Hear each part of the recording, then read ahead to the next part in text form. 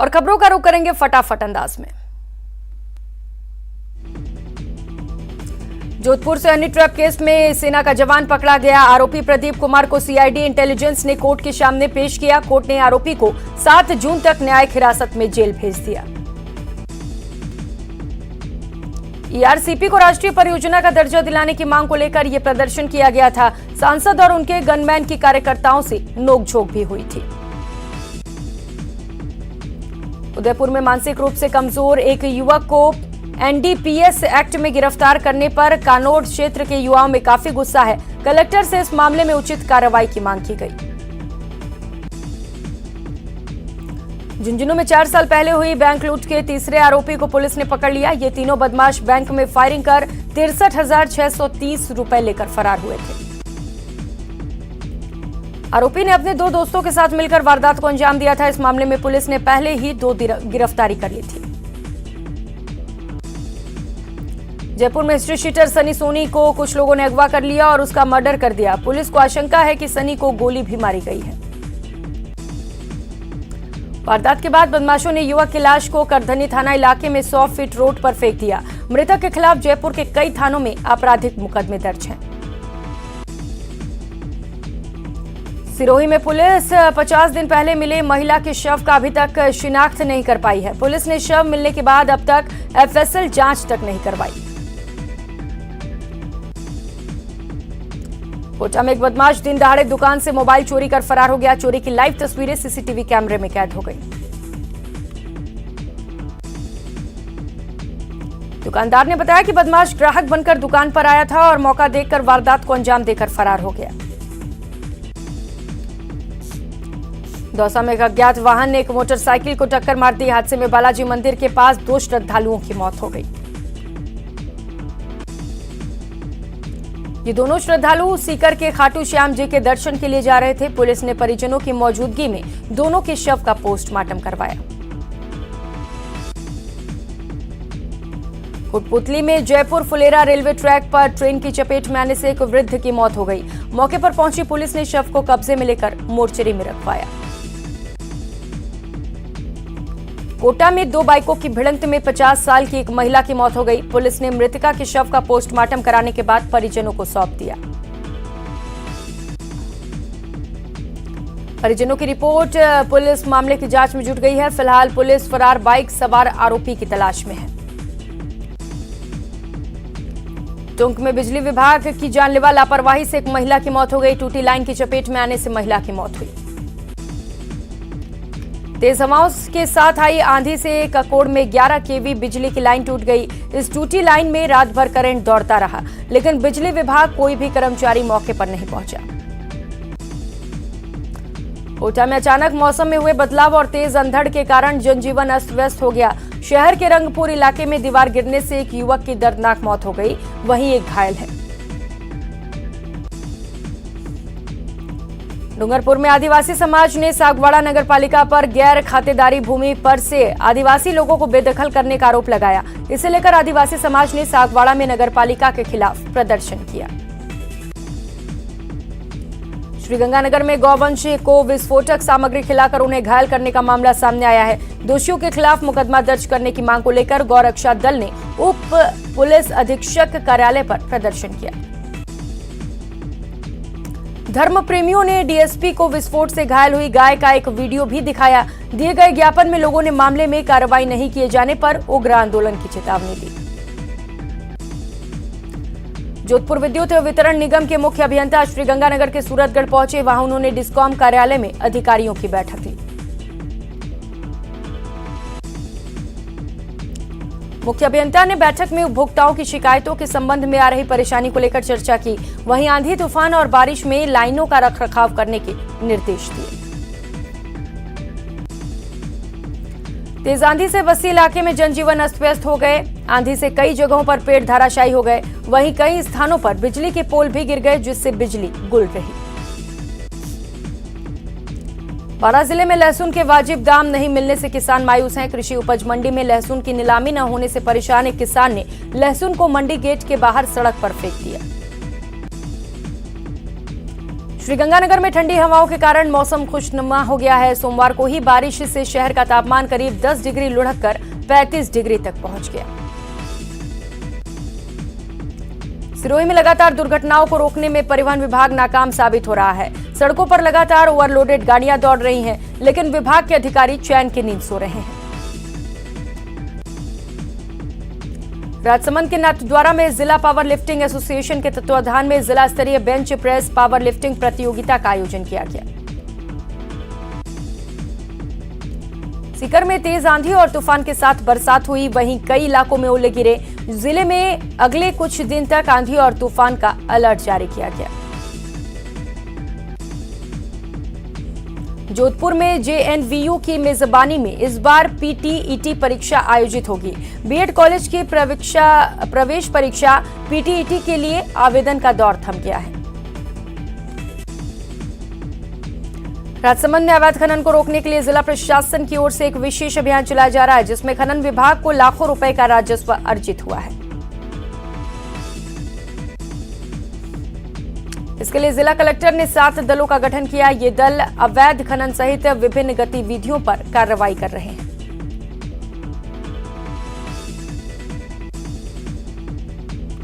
झुंझुनू में बारिश के बाद गांधी चौक में सड़क पर पानी का दरिया बहने लगा। बारिश के कारण शहर की बिजली भी गुल हो गई।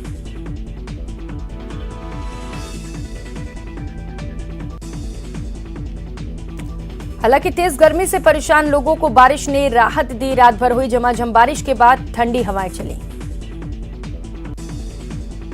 जैसलमेर में मौसम विभाग ने अलर्ट जारी किया है। मौसम वैज्ञानिकों के अनुसार 25 से 27 मई को फिर आंधियों का दौर चलेगा, जिसमें हवाएं 45 से 50 किलोमीटर प्रति घंटे की रफ्तार से चलेंगी। वहीं तापमान में बढ़ोतरी के साथ ही हीट वेव की भी संभावना है। शिरोमणि महाराणा प्रताप के जन्मस्थल और कर्मस्थल से जुड़ी पवित्र मिट्टी लेकर कलश यात्रा डूंगरपुर पहुंची। शहर की सीमा पर पहुंचने पर राजपूत के समाज के प्रतिनिधियों ने कलश यात्रा का स्वागत किया। 2 जून को वीर शिरोमणि महाराणा प्रताप की जयंती धूमधाम से मनाई जाएगी। राजपूत समाज की ओर से एक भव्य शोभा यात्रा निकाली जाएगी। सीकर में राजस्थान ओबीसी वित्त और विकास आयोग के अध्यक्ष ने केंद्र सरकार पर निशाना साधा। उन्होंने कहा कि पिछड़ा वर्ग के विकास के लिए केंद्र सरकार अपने हिस्से का बजट नहीं दे रही। उन्होंने कहा कि राज्य सरकार पिछड़े वर्ग के कल्याण के लिए लगातार काम कर रही है। उन्होंने भाजपा पर सांप्रदायिकता फैलाने का भी आरोप लगाया।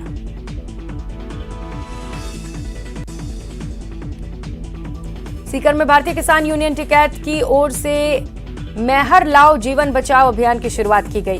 किसान यूनियन का कहना है कि कई जिलों में जमीन में पानी सूख रहा है। पानी की समस्या के चलते किसानों की फसल बर्बाद हो रही है, जिसे रोकने के लिए इस अभियान के तहत कई कार्यक्रम आयोजित किए जाएंगे।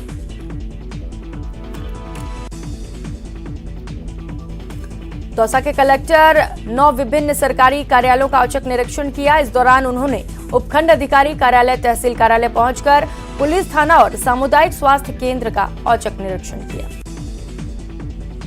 इस दौरान सामुदायिक स्वास्थ्य केंद्र में ज्यादातर व्यवस्थाएं ठीक ठाक मिली। वहीं सफाई व्यवस्था की शिकायत मिलने पर कलेक्टर ने जन सहयोग से सफाई व्यवस्था सुचारू करने के आदेश दिए।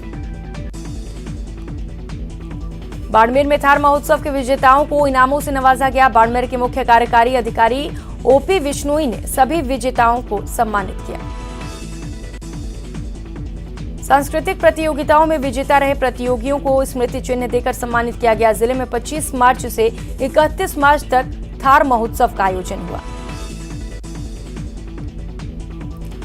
जयपुर में सीएम कार्यालय ने प्रदर्शन कर रहे युवा बेरोजगारों को बातचीत के लिए बुलाया। इस दौरान नई भर्तियां निकालने और पुरानी भर्तियों को समय पर पूरा करने जैसे मुद्दों पर बातचीत होगी। शाम 4 बजे मुख्यमंत्री कार्यालय में बेरोजगार संगठनों से बातचीत होगी। वार्ता के दौरान भर्ती से जुड़े विभागों के प्रतिनिधि और अफसर भी मौजूद रहेंगे। डूंगरपुर में मुख्यमंत्री की बजट घोषणा के तहत जिले के सभी 75 सेकेंडरी स्कूल सीनियर सेकेंडरी में क्रमोन्नत होंगे। इन स्कूलों के विद्यार्थियों को 11वीं कक्षा की पढ़ाई के लिए दूसरे गांव के सीनियर स्कूल में नहीं जाना पड़ेगा। ये विद्यार्थी अपने वर्तमान स्कूल से ही अपनी आगे की पढ़ाई कर सकेंगे। जिले के ग्रामीण क्षेत्रों में उच्च माध्यमिक विद्यालय न होने से विद्यार्थियों को आगे की पढ़ाई के लिए बाहर जाना पड़ता था। आगामी मानसून सत्र की पूर्व तैयारियों को लेकर एसडीआरएफ कोटा के जवानों ने बाढ़ में फंसे लोगों को किस तरह बचाया जाए, इसका जीवंत प्रदर्शन किया।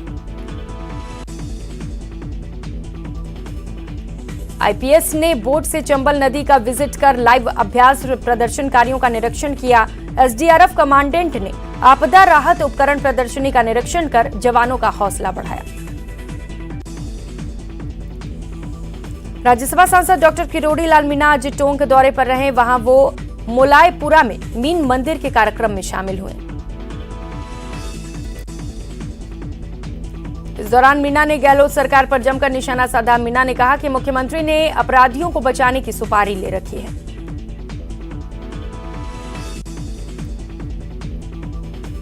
डूंगरपुर में सागवाड़ा के पूर्व विधायक सुरेंद्र बामनिया ने पार्टी के जिलाध्यक्ष दिनेश खोड़निया के खिलाफ मोर्चा खोल दिया है। सुरेंद्र बामनिया ने कहा कि डूंगरपुर सहित पूरे उदयपुर संभाग में कांग्रेस की दुर्दशा के लिए दिनेश खोड़निया जिम्मेदार है। बामनिया ने डूंगरपुर विधायक गणेश घोगरा के खिलाफ हुई एफआईआर का भी विरोध किया। कहा कि घोगरा का कद घटाने के लिए ये सब किया जा रहा है। दौसा में गुर्जर आरक्षण आंदोलन की 14वीं बरसी पर श्रद्धांजलि सभा का आयोजन किया गया। इस दौरान 2008 में गुर्जर आरक्षण आंदोलन के दौरान मारे गए गुर्जर समाज के लोगों को श्रद्धांजलि दी गई। इस दौरान गुर्जर समाज के लोग सिकंदरा शहीद स्थल पर पहुंचे और समाज के दिवंगत लोगों को याद कर उन्हें पुष्प अर्पित किए। चूरू में तेज आंधी के साथ जोरदार बारिश हुई। 60 किलोमीटर प्रति घंटे की रफ्तार से आई आंधी की वजह से कई इलाकों में बिजली पोल और तार टूट गए।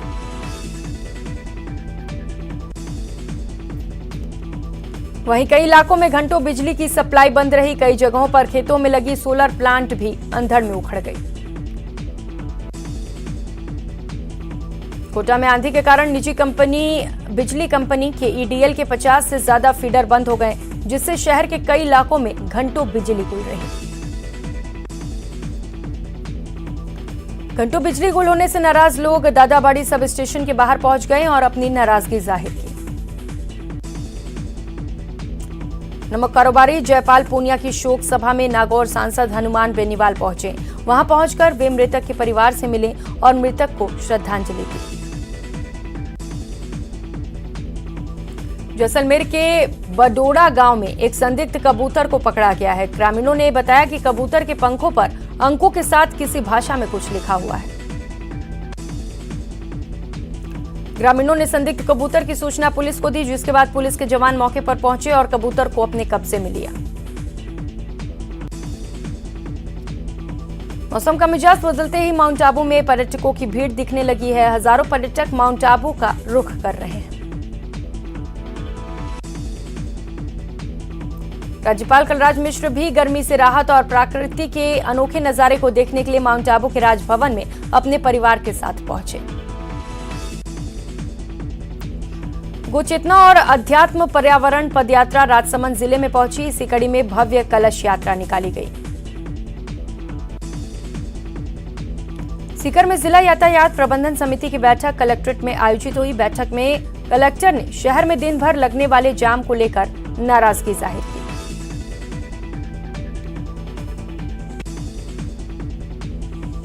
कोटा से गायब हुई लड़की को पुलिस ने खोजकर बाल कल्याण समिति के समक्ष पेश किया। बच्ची ने बताया कि वो अपनी सहेलियों के साथ कोटा घूमने गई थी। बालिका ने कहा कि वो अब परिजनों के साथ नहीं जाना चाहती। फिलहाल बाल कल्याण समिति ने बालिका को बालिका गृह में अस्थायी आश्रय दिया है। अलवर की नजर बगीची में रीट अभ्यर्थियों की काउंसलिंग प्रक्रिया के दौरान पहले दिन दिव्यांगजनों के परिजनों ने प्रशासन की ओर से कुछ दिव्यांगों के सर्टिफिकेट अमान्य किए जाने पर अधिकारियों पर लापरवाही का आरोप लगाते हुए हंगामा किया। राजसमंद जिला मुख्यालय पर जतन संस्थान की ओर से जेंडर अवधारण पर समझ बढ़ाना और समता मूलक वातावरण बनाने के लिए युवाओं के लिए 1 दिवसीय प्रशिक्षण का आयोजन किया।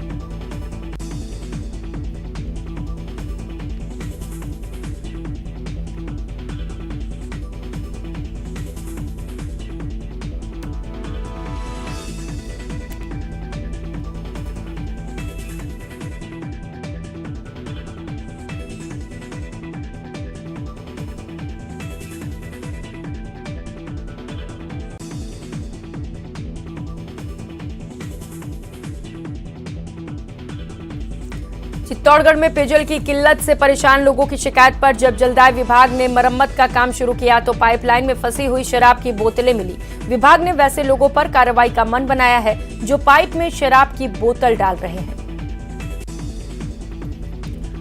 बूंदी जिले के इंडोली क्षेत्र से निकल रहे NH-52 स्थित बसोली मोड़ पर शुरू किए गए रॉयल्टी नाके के विरोध में लोगों ने सड़कों पर उतरकर विरोध प्रदर्शन किया। करौली में भीषण गर्मी के दौर के बीच स्थानीय तहसील क्षेत्र के काशीपुरा ग्राम पंचायत के रिछोटी गांव में पेयजल संकट गहरा गया है। कई बार मांग के बाद भी समस्या का समाधान नहीं होने से गुस्साई महिलाओं ने सोमवार को यहां कलेक्ट्रेट के समक्ष हाईवे सड़क पर जाम लगा दिया।